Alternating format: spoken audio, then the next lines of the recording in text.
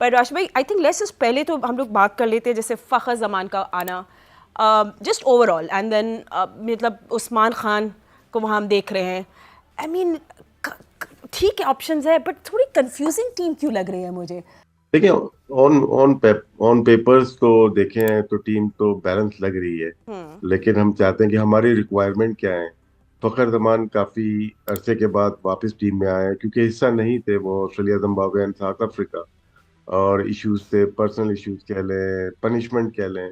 लेकिन उसका लॉस फखर को बिल्कुल भी नहीं हुआ, वो पाकिस्तान टीम को कॉस्ट कर गया, क्योंकि उनको वापस आना है। दूसरा, साइम अयूब नजर नहीं आ रहे, जो कि मेरे ख्याल से जो जीत की वजह बने ऑस्ट्रेलिया में एक ओडीआई की और दो साउथ अफ्रीका में जो सेंचुरीज की है, वो मिसिंग है। तो हमें पहले ओपनिंग अगर पार्टनरशिप हम देखते हैं, ओपनर्स हमें मिसिंग लग रहे हैं यहाँ पे। तो हम जा रहे हैं कि बाबर आजम से हम ओपन कराएं, तो शायद फखर हमारे लिए बहुत जबरदस्त है, वो ऑटोमेटिकली चॉइस होते हैं। और दूसरे साइम अयूब, लेकिन साइम अयूब के जाने के बाद बहुत बड़ा वैक्यूम आ गया है। अब बाबर को, हमारे मेन प्लेयर्स को आना पड़ेगा as a opener. Saud Shakeel का भी सुन रहे हैं, लेकिन मुझे ऐसा लगता है कि बाबर आजम को आना पड़ेगा। बाकी हम इस स्क्वाड पे एक और नजर डालते हैं तो हमें एक स्पेशलिस्ट स्पिनर, हम्म। अगर हम मवाजना इंडिया के साथ करते हैं, क्योंकि हमारा मैच अहम जो मैच है, दो मैचेस से अहम कह सकते हैं, तीसरा भी अहम है। लेकिन न्यूजीलैंड से 19 को और 23 को इंडिया से मैच है, तो उनके पास 3 से 4 स्पिनर्स मौजूद हैं, स्पेशलिस्ट हैं वो, ऑलराउंडर हैं, लेकिन उनका जो है बॉलिंग फर्स्ट है। हमारे अबरार है सिर्फ। सुफियान को हमने मिस किया, ड्रॉप कर दिया। फैसल अकरम को हमने ट्राई किया था, वो भी स्क्वाड का हिस्सा नहीं है। शादाब खान काफी अरसे से टीम का हिस्सा नहीं है, क्योंकि अगर हम देखते हैं शादाब का, कि वो सेंट्रल कॉन्ट्रैक्ट में है, लेकिन वो किसी टूर का हिस्सा नहीं है, और ना चैंपियंस ट्रॉफी में। तो हम कह सकते हैं कि दो जगह ऐसी हैं जहां पे पाकिस्तान को रिव्यू करना चाहिए। 11 तारीख तक आप चेंज कर सकते हैं। अगर ओपनर का डिसाइड कर लिया हमने तो ठीक है, हम्म। लेकिन हमें एक स्पेशलिस्ट स्पिनर शायद दरकार हो। और बाकी टीम ठीक है, कुछ प्लेयर्स आए हैं, उसमें फहीम अशरफ की बात हो रही है, कुछ दिलशाह की बात हो रही है। उसको हम रिव्यू कर लेते हैं पूरे शो के अंदर, फिर हमें अंदाजा हो जाएगा कि ये जो सिलेक्शन है डेटा बेस्ड है या पर्सनल लाइकिंग डिसलाइकिंग पे है। तो हमें डीप एनालाइज करना पड़ेगा पूरी टीम को। अच्छा राज भाई, अभी आप सुफियान मुकीम की मतलब स्पिनर की बात करें थे, ऑल्सो फील क्योंकि जो हमारी ऑडियंस है, जो फैंस बात कर रहे थे, हमें भी वही बातें करनी है।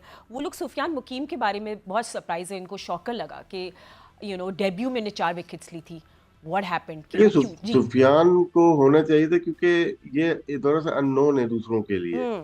अगर वो खेलते, फर्स्ट टाइम खेल रहे होते न्यूजीलैंड के और इंडियन प्लेयर, अगर ये खेलते तो वो मुश्किल हो जाता। एक अच्छा। ट्राई एंड टेस्टेड प्लेयर को खेलने के लिए ज्यादा मुश्किलात होती नहीं है। अगर सलमान अली आगा बॉलिंग करते हैं पार्ट टाइम, कुछ दिलशाह करते हैं, वो खेल चुके हैं पहले, ट्राई एंड टेस्टेड है।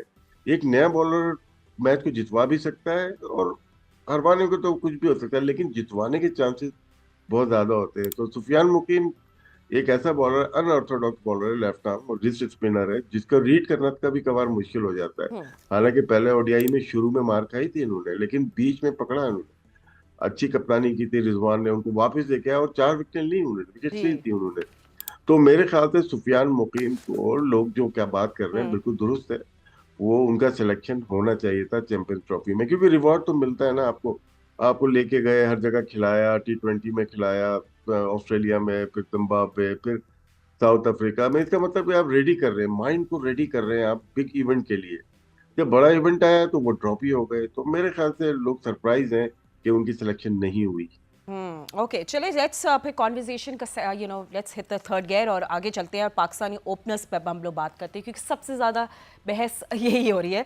तो पाकिस्तानी ओपनर्स ने किस तरह परफॉर्म किया in international cricket last 3 years, तो उस पर एक राशिद भाई हम लोग पहले आपको नंबर दिखाते हैं। ऑब्वियसली उनमें से पिक फ़खर ज़मान है। अब्दुल्ला शफीक अपनी पुअर फॉर्म की वजह से was not selected this time around.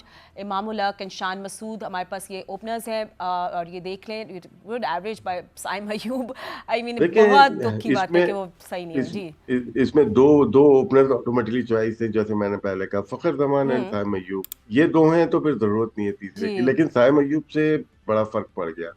Abdullah Shafiq का जो डाटा नजर आ रहा है, जो सिलेक्शन कमेटी ने सोचा होगा फॉर्म का, वो डिफरेंट कंडीशन थी। वो सब कॉन्टिनेंट में बहुत अच्छा खेलते हुए आए, ऑप्शन दिया जा सकता था। एक इमामुल हक काफी अरसे से नहीं खेले हुए, तो आप कह सकते हैं यार नहीं इमाम को नहीं, क्योंकि फखर और इमाम की जोड़ी अच्छी थी, दोनों में से एक लेंगे, तो फखर आ गए।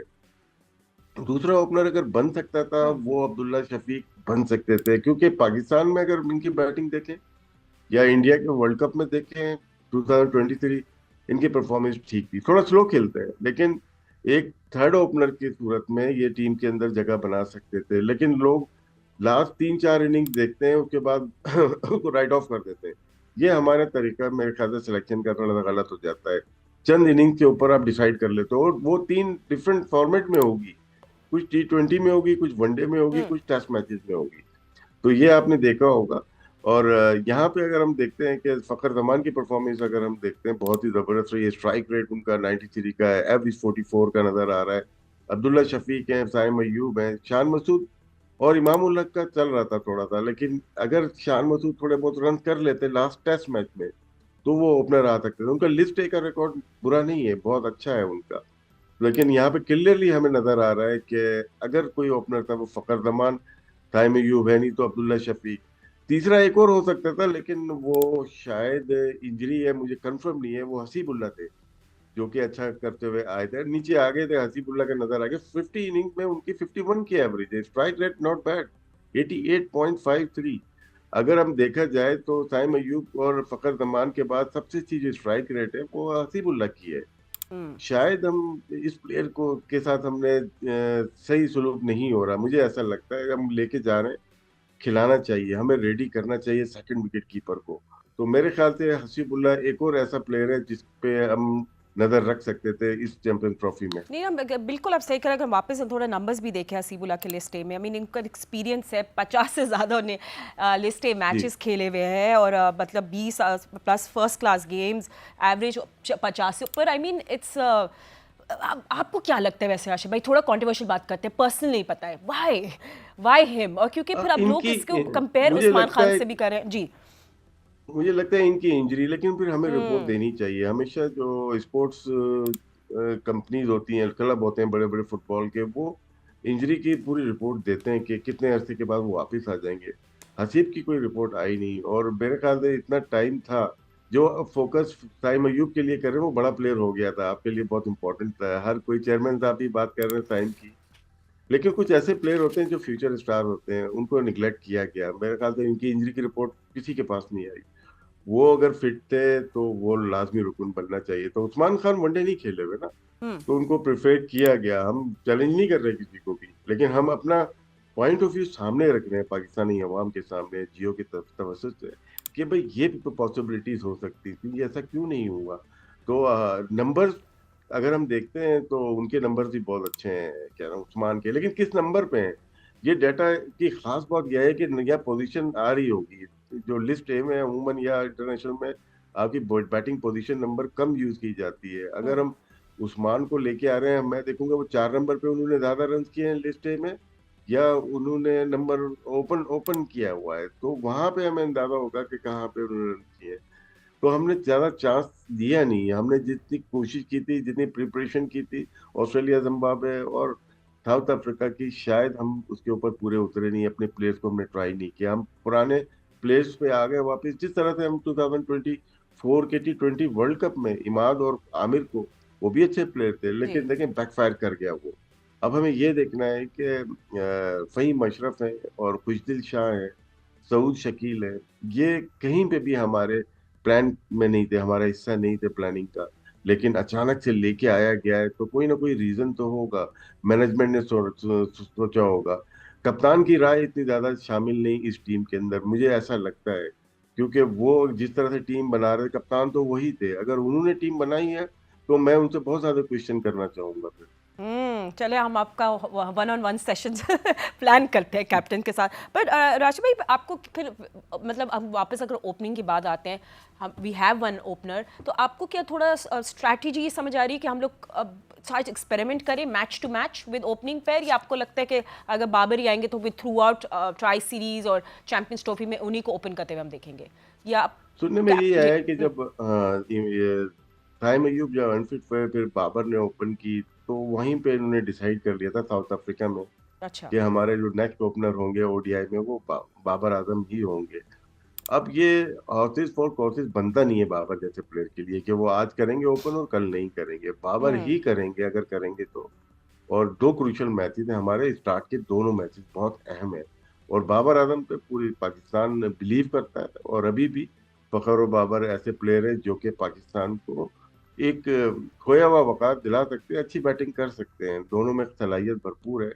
लेकिन फिर हमें ये देखना है नंबर 3 पे हम किसको लेके आएंगे, नंबर 4 पे तो रिजवान खेल ही रहे हैं, और उसके बाद हमारा बैटिंग ऑर्डर क्या होगा। लेकिन ऑप्शन हमारे पास, शायद हमने जो ओपनर्स नहीं लिए, यही था कि हम बाबर आजम से ही हम ओपन करने जा रहे हैं, क्योंकि शायद T20 में वो करते हुए आए हैं। हम्म। अब उनकी पेस का नहीं पता किस पेस से खेलेंगे, पावर प्ले में कैसे खेलेंगे, मिडिल ओवर में कैसे खेलेंगे, और पहुंचते हैं अगर डेथ ओवर तक, लास्ट 10 ओवर तक, उसमें कैसी बैटिंग करेंगे। एब्सोल्युटली। और अब हम लोग थोड़ी सी बात ज़रूर करेंगे about middle order as well. बहुत सारे मिडिल ऑर्डर बैट्समैन हैं हमारे पास, but just after short break, so stay with us, don't go anywhere. हम डिस्कस करें चैंपियंस ट्रॉफी 2025 की स्क्वाड। Welcome back. हमने आई थिंक थॉरली डिस्कस कर लिया अबाउट पाकिस्तान की opening pair, but middle order the backbone of the team, इस पे हमने ज़रूर बात करनी है। इंटरेस्टिंग चॉइसेस है राशिद भाई। आई मीन जो कल से हम लोग बात कर रहे हैं स्क्वाड के ऊपर, आई मीन इरफान खान के बारे में बहुत शोर था, इट वाज गुड, अच्छे फील्डर भी हैं, बड़े की ओपोनेंट रोल था उनका, एंड उसके साथ फिर फ़हीम अशरफ की इंक्लूजन आना, आई मीन बड़ा अनलाइकली था उनका देखना वापस इंटरनेशनल क्रिकेट में। बट इससे पहले हम पूरा एनालिसिस करेंगे मिडिल ऑर्डर के, तो ये भी मैंने आपसे बात ज़रूर पूछनी थी। तो देखिए, फ़हीम अशरफ का अचानक हुआ, क्योंकि एक दिन पहले तक हम समझ रहे थे आमिर जमाल टीम हम्म। में, जो टीम आई थी हमारे पास वो 15 मेंबर्स थी, उसमें फ़हीम अशरफ नहीं थे। शायद आमिर जमाल को कोई इंजरी हो या कुछ ऐसी चीज हो गई हो जिसकी वजह से वो टीम में नहीं है। अगर बैटिंग देखी जाए तो बहुत तगड़ी रही है उनकी बैटिंग। आमिर जमाल की बॉलिंग में आप कह सकते हैं इंजरी या इकॉनमी रेट जरा हाई है। एक्सपीरियंस ज्यादा है फ़हीम अशरफ को, लेकिन फ़हीम अशरफ को जहाँ पे होना चाहिए था T20 के स्क्वाड में, वर्ल्ड कप में, लास्ट वर्ल्ड कप और ऑस्ट्रेलिया में, उसमें नहीं थे, उससे हमें नुकसान जरूर पहुंचा। अब गैप आया है इनकी क्रिकेट में, इंटरनेशनल क्रिकेट में गैप आया है कि बड़ी टीम में प्लेइंग 11 में जगह बनाने के लिए। प्लेयर अच्छे हैं, लेकिन शायद इनका तरीका सिलेक्शन का सही नहीं है। क्या हम इनको लेके गए थे, या इतने ही अच्छे थे जिस तरह से स्टैट्स बताते हैं, तो ये ऑस्ट्रेलिया टूर पे क्यों नहीं गए, जिम्बाब्वे एंड साउथ अफ्रीका क्यों नहीं गए, इनको सेंट्रल कॉन्ट्रैक्ट क्यों नहीं किया? सवाल तो हम पूछ सकते हैं ना। भले परफॉर्मेंस आगे जाके अच्छे हों, बेस्ट विशिज हो इनको, लेकिन ये क्राइटेरिया शायद हमारे, हम अवाम के साथ जुड़े हुए लोग हैं, हमें अवाम की बात भी सुननी है। क्या यही तरीका है हमारी सिलेक्शन के लास्ट मोमेंट पे हम टीम चेंज कर दें? और जब इतना प्लान किया हुआ है कि हम इस टूर पे ले जाएंगे, शाहीन से खिलाएंगे, वहां पे किसी भी पार्ट में ये पार्ट नहीं रहे, तो ये हम्म। रेस तो क्वेश्चन हो रहा है। और शायद मेरे ख्याल से सही क्वेश्चन रेज हो रहा है कि फ़हीम अशरफ की इंक्लूजन लोगों की समझ में नहीं आई। अगर हम मिडिल ऑर्डर देखते हैं, बैटर जी। देखते हैं, ये टॉप ऑर्डर में बाबर आजम तो ऊपर चले गए, अगर तो हमारे पास रिजवान नंबर 4 पे आ गए, कामरान गुलाम नंबर 3 पे आते हुए नजर आ रहे हैं। अब उनका उनका तजर्बा बहुत ज्यादा नहीं है, टेस्ट क्रिकेट में भी आए जज्बाती, बहुत अच्छी बैटिंग की उन्होंने स्पिनर्स पे, 100 किए फिर 50 किए, उसके बाद से वो रंग नजर नहीं आया जिसके लिए मशहूर है स्पिनर्स पे खेलने के लिए। कामरान गुलाम को भी हम देखते हैं तो 106 की स्ट्राइक रेट अच्छी है इनकी, तीसरे नंबर पे जाके 100 भी किया जिम्बाब्वे में इन्होंने। सलमान अली अगर 6 नंबर पे अगर चले जाते हैं तो ज्यादा बेहतर होगा, क्योंकि 5वें नंबर पे आएंगे अपने सऊद शकील को मैं देख रहा हूँ वहां पे आते हुए। सऊद शकील की भी परफॉर्मेंस अच्छी है वनडे के लिए, क्योंकि वो स्ट्राइक को रोटेट करते हैं। 90 प्लस अगर स्ट्राइक रेट है, स्ट्राइक को रोटेट करते हैं, सिंगल डबल लेते हैं, ज्यादा रेशियो ज्यादा है उनका, बीच में किसी वक्त भी वो अच्छी स्वीप खेल के बाउंड्री लगा सकते हैं। तो बैटिंग तो बनती हुई है, हम जो हमें फिल इन द ब्लैंक है, हम उसको फिल करते हुए जा रहे हैं कि हमारी बैटिंग ये पॉसिबिलिटीज हो सकती हैं। ताहिर तैयब बहुत ज्यादा बैटिंग इनकी आई नहीं, अगर हम फेज वाइज देखते हैं, 11 से 40 ओवर में, बल्कि 30 से 40 ओवर में इन्होंने ज्यादा बैटिंग की है, और 41 से 50 ओवर में स्ट्राइक रेट उनका अच्छा है। अगर हम बात करते हैं इरफान खान से, हम कंपेयर करते हैं, तो शायद ताहिर तैयब 128 और 145 के स्ट्राइक रेट पे स्क्रीन पे नजर आ रहा होगा। लेकिन फील्डिंग अगर देखी जाए, नया टैलेंट हम्म। देखा जाए, तो इरफान खान ने आदि तो हम बना रहे थे और लोग लाइक भी कर रहे थे उनको कि वो अच्छे प्लेयर हैं, किसी वक्त भी कर सकते हैं। उनको 4 से 8 बॉल मिली हैं शायद जिम्बाब्वे और स्टुअर्ट के ऊपर, ज्यादा मौके नहीं मिले, इसलिए स्टैट जस्टिफाई नहीं करते एक टैलेंट को सही कभी कभार। तो इरफान खान के साथ ऐसे ही हुआ है कि 8-10 बॉल के ऊपर हम स्ट्राइक किस तरह से ले सकते हैं। तो वो जो आपने सवाल किया था, वाकई में इरफान खान एक ऐसा प्लेयर था जो फ्यूचर है पाकिस्तान का। तो वो उनको भी लोग मिस करेंगे। ठीक है। अच्छा, आपने एक दफ़ा बैटिंग एवरेज भी देख लेते हैं और बैटर्स और in ODI since 2022। Let's have a look at that slide as well. थोड़े नंबर्स आपको दिखाते हैं। जी, अगर हम देखते हैं बाबर आजम और रिजवान तो टॉप पे ही रह रहे हैं। एक से अगर हम फेज वाइज देखते हैं, 69 शुरू में आउट ही नहीं होते बाबर आजम, तो उनकी 69.6 की उनकी है, कि आप कह सकते हैं कि उनकी एवरेज है। फिर उसके बाद मिडिल ओवर में 64.61 की है, बहुत जबरदस्त है। लास्ट ओवर में कभी कभार बैटिंग आती है क्योंकि बहुत लंबा हो जाता है। 40 ओवर अगर एक बैटर बैटिंग कर रहा है एज ए ओपनर तो इनफ है मेरे ख्याल से टीम के लिए। मोहम्मद रिजवान को देखें, वो मिडिल ओवर में किस तरह से बैटिंग करते हैं, वो भी थोड़ा स्लो साइड पे है रिजवान। वो गियरिंग को बिल्ड करते हैं, उनका साथ वाला पार्टनर ओपनर होता है या वन डाउन होता है, वो अपने गेम को तेज कर रहा होता है। तो इस रिजवान को एक एंकर वाला रोल करना पड़ेगा जो टीम को लेके चले आखिर तक। लेकिन इनको भी इम्प्रूवमेंट की जरूरत है अपनी स्ट्राइक रेट में, क्योंकि ये आईसीसी की जब मतलब टूर्नामेंट है, यहाँ पे बायलैटरल की तरह नहीं खेलना पड़ेगा, यहाँ पे थोड़ा अग्रेसिवली आपको तेज खेलना पड़ेगा। ठीक है। एंड जब हम लोग बात करते हैं ऑफ कोर्स इंक्लूजन की, तो मिडिल ऑर्डर बैटर्स का इन लिस्ट ए सिंस 2022, इस पे भी हम देख लेते हैं। देखिए, उस्मान खान का बहुत अच्छा सीजन गया है पाकिस्तान का। आप देखते हैं या दूसरे जो लिस्ट ए के टूर्नामेंट होते हैं, देखिए इम्प्रेसिव है। 84.13 इनकी एवरेज है, 119 का स्ट्राइक रेट है जो कि है। ताहिर तैयब का भी अगर स्टैट देखते हैं लास्ट 3 ईयर्स के लिस्ट ए के, वो भी बहुत अच्छे हैं। आप कह सकते हैं सऊद शकील के अगर हम देखते हैं तो एवरेज नीचे है इनकी, लेकिन इनके स्ट्राइक रेट 94 का है, बहुत अच्छा है।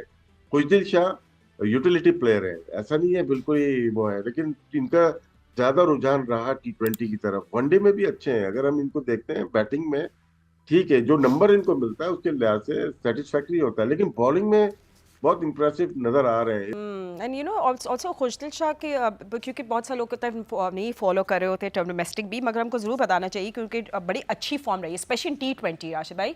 और ओडीआई में भी उसके उनकी क्वाइट डिसेंट है। I mean champions one day cup में का भी मैं देख रही थी, उन्हें 2 बैक टू बैक 50s भी बनाए थे उसमें। So he is in good form Khushdil Shah. अब ये कि हमने उनको यूटिलाइज करना है।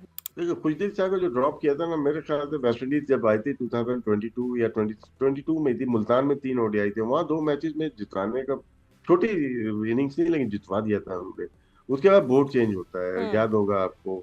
बोर्ड चेंज होता है तो सिलेक्शन कमेटी चेंज होती है, सिलेक्शन कमेटी चेंज होती है तो बहुत सारे प्लेयर चेंज हो जाते हैं। तो उस वक्त खुशदिल शाह बिल्कुल निगलेक्ट कर दिया गया था। खुशदिल शाह को ये अलमिया रहा है हमारी सिलेक्शन में कि नया बोर्ड आता है, नई सिलेक्शन कमेटी आती है। खुशदिल शाह को देखिए, डिफरेंट नंबर्स पे इन्होंने बैटिंग की हुई है सिंस 2022। ये इनका आप देखें, लिस्ट ए का भी आप देख सकती हैं कि कहाँ पे इनकी एवरेज रही है, क्या स्ट्राइक रेट रहा है इनका, किन किन नंबर्स पे इन्होंने बैटिंग की हुई है। तो खुशदिल शाह जिस नंबर पे बैटिंग करते हैं उस लिहाज से मेरे ख्याल से 85 पॉइंट, स्ट्राइक रेट थोड़ा लोअर साइड पे। जब आपका नंबर 6-7 नंबर है जिस पे आप बैटिंग करते हैं, तो वहां पे आपका स्ट्राइक रेट अच्छा होना चाहिए। नजर आ रहा है कि 7वें नंबर पे पोजीशन की है, देखिएगा लिस्ट ए में तो 101 का स्ट्राइक रेट है। जैसे नंबर ऊपर चलते चले जाएंगे, 4 नंबर 5 नंबर पे स्ट्राइक रेट लो होता चला जाएगा। लेकिन यहाँ पे अपने गेयर चेंज करना है। ओडीआई में भी इनको हम देखें तो इनकी परफॉर्मेंस बहुत ज्यादा अच्छी नहीं तो बहुत बुरी भी नहीं है, लेकिन ज्यादा इंप्रेसिव ये नजर आए लिस्ट ए में। बॉलिंग में अच्छे नजर आए खुशदिल शाह, जिसकी ठीक है। वजह से शायद इनको टीम का हिस्सा बनाया गया।